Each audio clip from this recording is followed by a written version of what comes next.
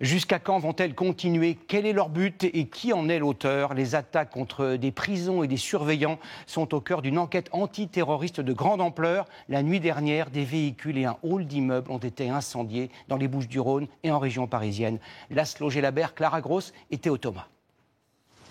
Autour de ces carcasses calcinées, la police scientifique traque le moindre indice. Il est 5h20 ce matin. Sur le parking de la prison de Tarascon, 3 voitures sont incendiées. L'une d'entre elles appartient au collègue de ce surveillant. Il a accepté de nous répondre à visage caché. Oui, il y avait des collègues qui faisaient la nuit, que j'ai entendu une explosion. Qu'est-ce que vous ressentez tous ce matin? La peur, hein. Honnêtement, je dis la peur. Là, je vous dis la vérité, là j'ai la boule au ventre. On n'est pas en sécurité. Hein. Accroché sur ce grillage, une veste. Et au sol, des chaussures. Probablement les affaires laissées par l'auteur des faits dans sa fuite.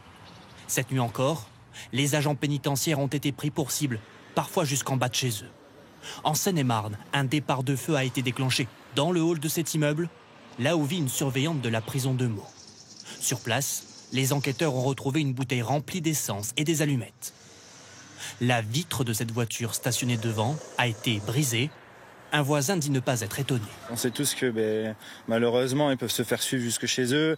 S'ils utilisent leur voiture personnelle, les plaques d'immatriculation sont accessibles à pas mal de gens. Depuis dimanche soir, partout en France, des actions ont visé une école de l'administration pénitentiaire, des prisons et des domiciles de surveillants. 12 lieux au total pris pour cible.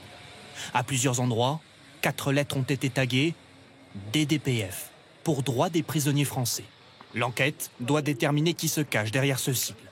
En attendant, les syndicats pénitentiaires demandent l'anonymisation des agents pour plus de sécurité. Aujourd'hui, quand vous faites une procédure à l'intérieur d'un établissement pénitentiaire, vous écrivez sous votre patronyme et non pas sur un numéro matricule. Et donc du coup, aujourd'hui, on sait que c'est excessivement facile de retrouver quelqu'un par son nom. Autour de plusieurs prisons, le nombre de patrouilles de police a d'ores et déjà été augmenté. Et dans un message sur le réseau social X, Emmanuel Macron a promis aujourd'hui que les personnes qui cherchent à intimider les agents pénitentiaires et s'attaquent avec une violence inadmissible aux prisons seraient retrouvées, jugées et punies. Fin de citation. Qui se cache derrière cette série d'attaques? Un mystérieux acronyme jusque-là inconnu des autorités a été tagué sur plusieurs prisons.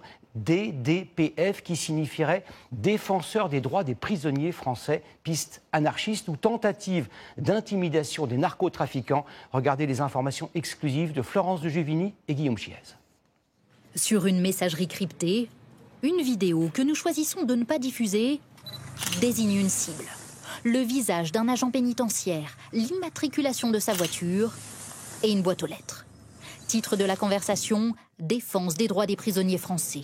DDPF, un acronyme retrouvé sur les voitures d'agents pénitentiaires ciblés, jusqu'ici inconnu des services de renseignement. Qui se cache derrière ces 4 lettres? Eux se présentent ainsi. Sachez que nous ne sommes pas des terroristes, nous sommes là pour défendre les droits de l'homme à l'intérieur des prisons. C'est pourtant le parquet national antiterroriste qui s'est saisi de l'enquête. Plus loin, des revendications sur les conditions de détention, très détaillées. Pourrait-il s'agir de l'ultra-gauche traditionnellement opposée au système carcéral? Défense des prisonniers français, je ne vois pas du tout un groupe d'ultra-gauche mettre prisonniers français. L'ultra-gauche, il mettrait plutôt des choses un peu plus politico-philosophiques sur pourquoi ils sont hostiles au principe de la prison. Ça me semble très très peu probable que ces attentats émanent de cette mouvance.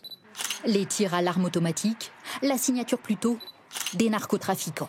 Une piste, selon nos informations, étudiée en priorité par les enquêteurs. Les plus gros trafiquants de drogue du pays doivent justement, à partir de juillet, être isolés dans des établissements pénitentiaires de haute sécurité, comme ici, à Vendin-le-Vieil.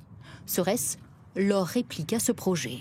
Selon nos sources, ces dernières semaines dans les coursives de prison, des barons de la drogue se seraient montrés inquiets de ce futur transfert.